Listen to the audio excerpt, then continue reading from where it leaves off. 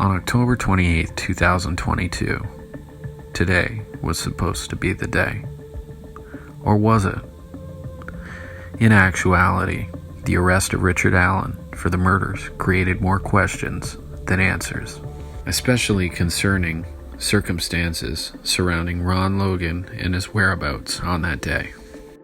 The newly revealed search warrant says Ron Logan's voice was not inconsistent with that of the person in the video. The picture is of such poor quality, it doesn't look like anyone I've ever seen. I find it hard to believe that a man so closely connected to that bridge wouldn't recognize the man we see in the video, seeing as he dresses just like him in the days previous and after. Then you unfortunately have to explain away all of Ron Logan's lies. The FBI was also talking to Logan. An agent at the time noted that Logan's voice was not inconsistent with that of the voice captured on German's phone. The FBI notes an interview with Logan's relative in which the relative tells the agent that Logan called them the morning of February 14th, 2017, and asked them to lie about where he had been the previous afternoon. That was before the bodies of the girls were found. More than a dozen investigators worked for hours, searching Ron Logan's home, his garage, barns, and property. They are looking for clues to whether Logan is connected to the murders. Basically, we're trying to either clear him or look at him even harder. That's what we're trying to do here. Abby Williams and Libby German were found murdered on Logan's property. Days later, he walked us to the secluded crime scene, appearing shaken by what occurred here. I can't really wrap my emotions around it. It's just so mind-boggling. Later, when someone used social media claiming Logan resembles investigators' prime suspect, the 77-year-old was understandably angry. I was cleared by the authorities ages ago. Only Ron had not been cleared.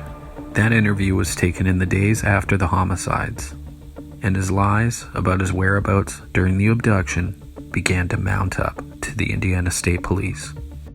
Since then, investigators received new leads and found new information, prompting the search and putting new attention on Logan. As we have gone into the investigation and have talked to other people, things are just not adding up, and we're just trying to get things added up. Police arrested Logan earlier this week on a probation violation. He has numerous drunk driving convictions. He's being held without bond. Investigators searched with the help of a canine. They carried away armloads of potential evidence and seized Logan's truck. Logan was videoed at the dump driving the morning of February 13, 2017. Logan did not ask Nolf, his cousin, to lie about his drive to the dump, sparking suspicion by the FBI and ISP. Logan also stated that Nolf had driven him to Aquarium World in Lafayette between 2 and 3 p.m. that day, while his phone data, cell service, disputes this fact. David Nolf admitted by threat of obstruction of justice that he was asked to lie by Logan on the morning of February 14, 2017, 3 hours before the bodies of the girls were even discovered by the law on his land. Even more alarming, Logan sent and received texts that night, yards within the proximity of the crime scene, as hundreds searched across the creek. Keep in mind that Logan also did not appear to assist to search the night the girls were missing, in spite of his proximity to the situation. Instead, he lingered inside his home, refusing to answer the door, refusing calls to his residence, and refusing attempts by rescue crews to access his property. But that's not what he would have you believe. What do you think they screwed up? Their investigation. What'd they do? Concentrated on people who didn't do anything too much. Didn't do anything too much? That's what you think? I know it's what happened. They were going to pin it on me. And when they found out there was just too much against them, pinning on it, they gave up. But they spent all that time pissing around on a drive without a driver's license and all that shit when they should have been looking for murder. Right. Yeah, you just had... Yeah, they were wasting all that money, millions of dollars. You went to the dump site that day. You went to the dump site. What's the Lafayette? I was in Lafayette when it was going down.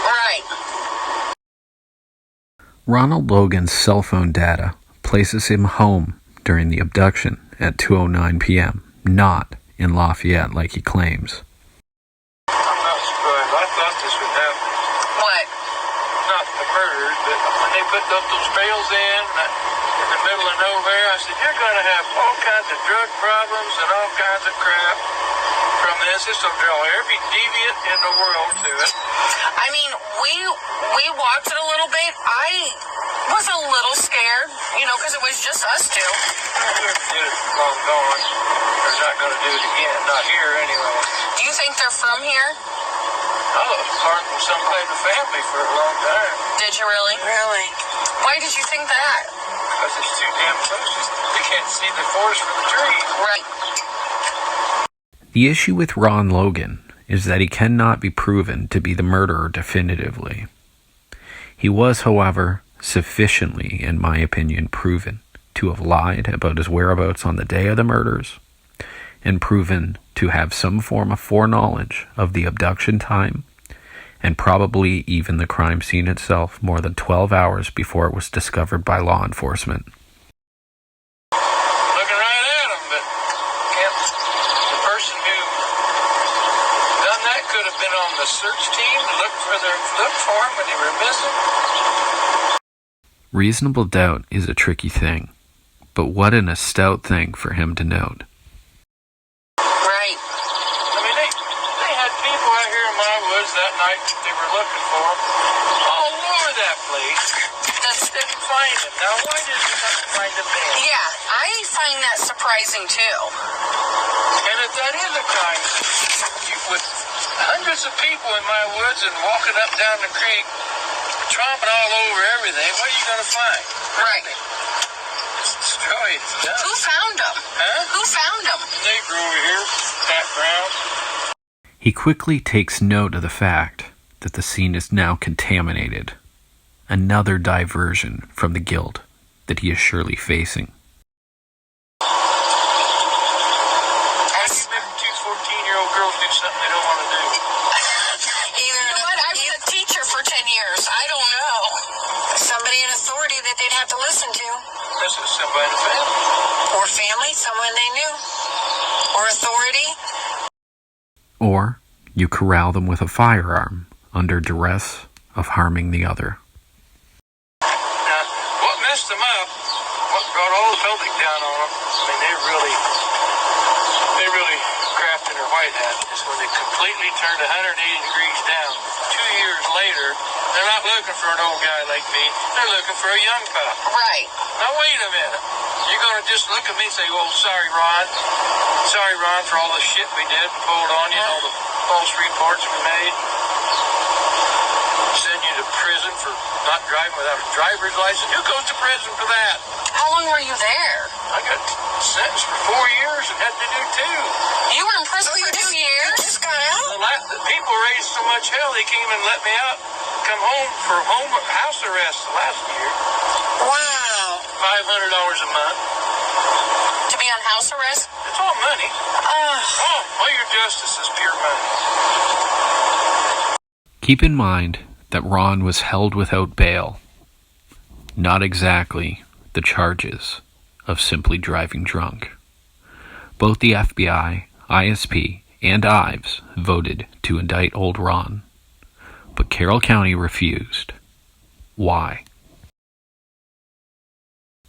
If Richard Allen plays his part in this, we must also agree that Ron Logan just may. One thing we cannot deny, Ron Logan knew of the abduction time hours before the girls were discovered and made attempts to conceal his whereabouts during the murders. Ask yourself why the girls were forced to cross the creek onto his land and what the hell Carroll County is hiding.